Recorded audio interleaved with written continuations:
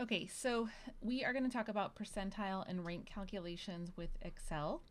So this is a collaboration between OpenStax and Divide and Conquer. So specifically, we're talking about this process in OpenStax from the Chapter 2 Statistics textbook, where you find the kth percentile, and then also where you find the basically like the rank, so the percentile of a value.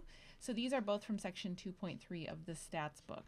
You can access the stats text for free if you look for the link in the description in the video. And then the Excel file that I'm using, you can also access that for free. You can either look in the description of the video or go to divideandconquermath.com and go to the OpenStax statistics section. Now, before I get into the Excel file, I want to talk about that I am not using this process. So if you want to use Excel for finding percentiles and ranks, you can. But the way that the book does it, so this is from an idea that you have data ordered and you can easily like count it. So both of these procedures require that you have an ordered list, and the idea here would be that you can easily kind of count through them. So let's jump into the Excel. Okay, so the situation is that we have these different actors' ages, and in the book they have them already listed from smallest to highest. And so there's a couple different questions. So first we have finding the 70th percentile and the 83rd percentile. So that's where I want to start. And in my Excel file, I do have just a little hint on the percentile formulas. And I also have noted in here just what the book said so that we can remind ourselves. So what we're going to do is we're just going to jump right into using the formula. So we want to find what is the 70th percentile. So in the book, we did calculations, and you can reference the book for this. So the book found that the 21st data point would be the 70th percentile. And so if I count out 1, 2, 3, 4, 5, if I count all the way down to, let's see, the 21st, this would be the 21st, right? So this would be the 21st data point. So I can use the rows to kind of help me figure that out. Okay, so now if I use the Excel function, so first of all, you can see if I type equals percent, it's starting to bring in different calculations. And so these are really the two different calculations that you need. So so basically now what excluding and including mean is that these will exclude the endpoints of your array, and whether or not you want to do that. So typically we would select the including, but I thought we would just, it's easy enough just to compare the two calculations. I think it's kind of an interesting comparison. So anyways, so I'm going to type in my percentile, and we'll start with this percentile.exe. So it says to select the array. So that's going to be just all the data that I have, and then it wants to know what percentile am I looking for. So that's going to be a number between 0 and 1. So in this case, we went the 70th percentile, i.e. 0.7. So you can see that the excluding calculation gave us 64. So now if I compare that to my percentile.including.INC, exact same formula, except I type everything in the same. And you can see here actually that I get two slightly different numbers. So typically what ends up happening is people will use this as kind of the best standard, but as you can see, that differs from what the book has. But the two numbers are pretty close, right? And that's kind of the point.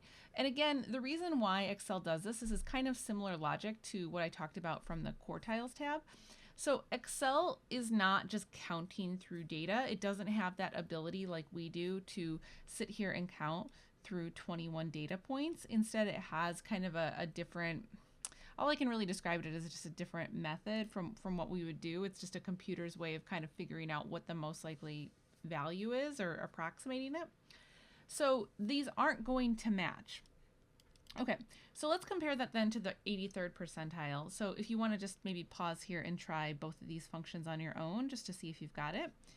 So I'm going to try the same thing. So I've got the percentile excluding. So I'm going to just take these values here, and I'm going to take the 83rd data point, and I'm just going to do this twice so that I can compare the two values.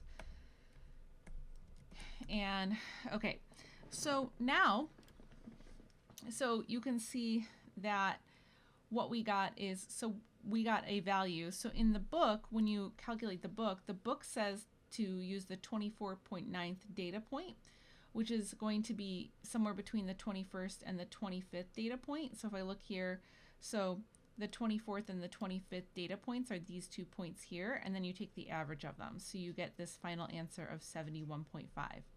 Now, instead what Excel does is, again, it just figures out what is like that most likely data point that would be the 83rd percentile. And what's interesting is so 71.9 and 71.24, right? Neither one of these are actually in this list. But again, it's just like something to give you that general idea. So the point is that the percentile formula, it works very differently in Excel than the way that the book talks about it. But you have to kind of think to yourself, this is probably a more practical formula in more real-world situations. Because in the book has you do things like, so in the book you figure out what data point is in the 70th percentile, and that's where that you get that 21 answer, and then you have to count 21 data points. Well, if I had 20,000 data points, this would be insane, right? We would not calculate and count thousands and thousands of data points necessarily.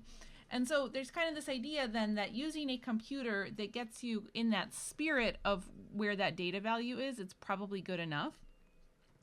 And so now let's compare that to the percentile like rank. So what is the percentile for the data point 58? So here's 58. Now in the book, you do some calculations and you find that 58 is in the 64th percentile. Now what I'm going to do is I'm going to use that rank calculation. So I've got this percentile rank, and again, we'll just compare the two. So you can take your array, which is your data, and then it wants to know, so for this time it's asking for an X, so which data point do you want me to investigate? So it's going to be 58. And then for this significance, you can actually just leave it blank. It won't do anything. So this says that this is in the 63rd percentile. And if I compare that calculation, so again, I'm just going to use 58 here. I get, this is now in the 64th percentile. And so it's really just whether or not we're including or excluding endpoints, but as you can see, these are pretty close.